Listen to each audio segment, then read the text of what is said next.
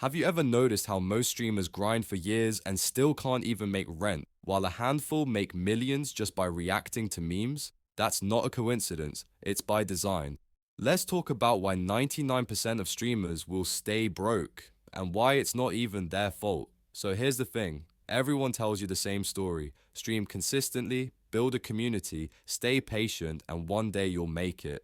But the truth, the system isn't built for you to win. It's built to keep you chasing a dream that statistically you'll never catch. And if that sounds harsh, good. Because by the end of this video, you'll finally understand how the streaming game really works and what the tiny 1% are doing differently that nobody talks about. Let's start with a simple question. Why do so many people want to be streamers in the first place? It's freedom. It's doing what you love. It's the idea that you can turn your passion into a paycheck. That fantasy exploded during COVID. Twitch, YouTube, Kick, all of them saw massive growth. Millions of people thought, if I just go live, people will watch. But here's where the illusion starts. According to Twitch Tracker, there are over 8 million monthly active streamers on Twitch alone. Out of those, less than 1% make more than $1,000 a month. Think about that.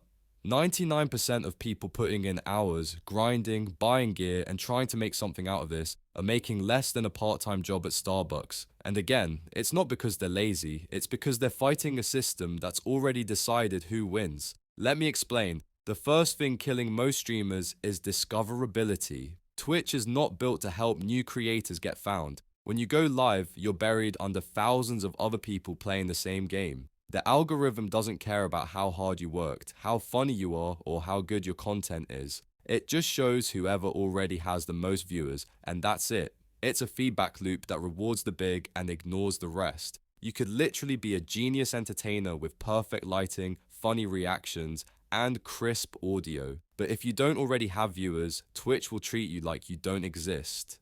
Meanwhile, YouTube and TikTok are playing a different game. They feed content, not channels. That means one clip, one good moment can blow up and change your entire career overnight. That's why you're seeing streamers moving off Twitch, using short form content to funnel people in. Because the truth is, Twitch alone won't save you. But let's zoom out a bit. Even if you somehow get discovered, you're still playing an unfair game. Twitch's payout system is built on razor-thin margins. For every $5 sub, streamers only get around $2.50, sometimes less. Compare that to YouTube's ad revenue or Kick's 95/5 split, and Twitch looks like a sweatshop for creators. You need thousands of paying subscribers just to make a living, and unless you're already famous, that's nearly impossible. And you might say, well, I'll just grow slowly. Everyone starts small. Sure, but that's assuming growth is even possible. See, Twitch doesn't promote small creators because it doesn't make the money. It promotes big creators, the ones who drive ad revenue and keep viewers on the site longer. The platform literally profits more from keeping you watching a big streamer than helping you become one. So while you're grinding your 4-hour stream with 5 viewers, Twitch is happily sending those viewers toward the top channels. It's like trying to win a race where the other runners start halfway to the finish line.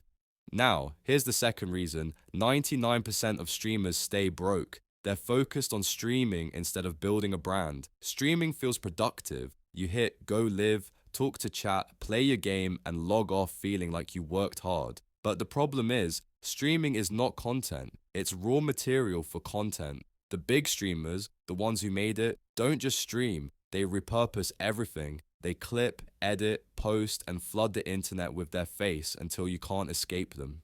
Kai isn't just live, he's everywhere. Ludwig didn't blow up because of Twitch. He blew up because his YouTube content reached millions who never even touched Twitch. Jynxzi, IShowSpeed, even smaller rising creators, they're all following the same formula.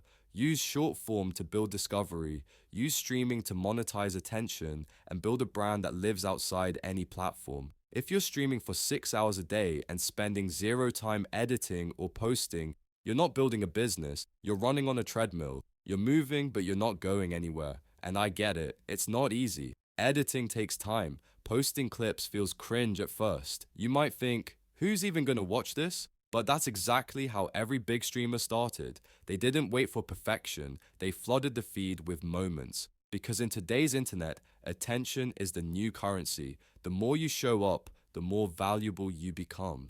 Now let's talk about the mindset trap that keeps most streamers broke, copycat syndrome. People see successful streamers and think, if I just do what they do, I'll make it too. So, they copy their overlays, their humor, their streaming schedule, even their games. But that's not strategy, that's survival, and it never works long term, because what made those creators blow up wasn't the game or the jokes, it was who they were.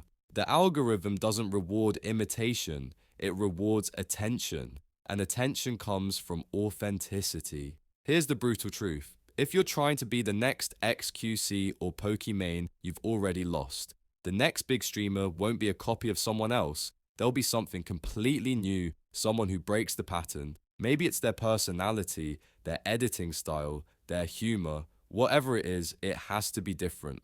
Let's introduce the real problem here. The streaming economy is built like a pyramid. The top 1% make millions, while the rest fight for scraps.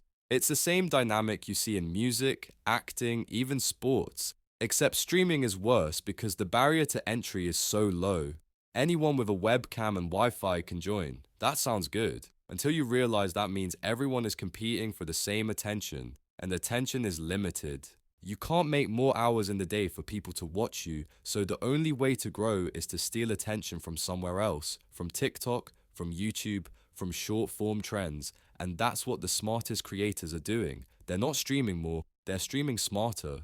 They treat streaming like a content engine. Every session is designed to produce clips, highlights, and stories that live forever online, because a stream ends when you go offline. But a video can work for you while you sleep. Here's an example. Ludwig's Subathon wasn't just a stream, it was a story. Every day was another chapter. People didn't just tune in for gameplay, they tuned in for progress, for stakes. That's what makes content engaging, not just what happens, but why it matters. Most streamers don't have that. They're just live. No story, no stakes, no reason for a random viewer to care, and that's why the 99% stay broke. Not because they're bad creators, but because they're invisible storytellers in a world that only rewards spectacle. Now, let's go deeper. There's also the mental trap of treating streaming like gambling.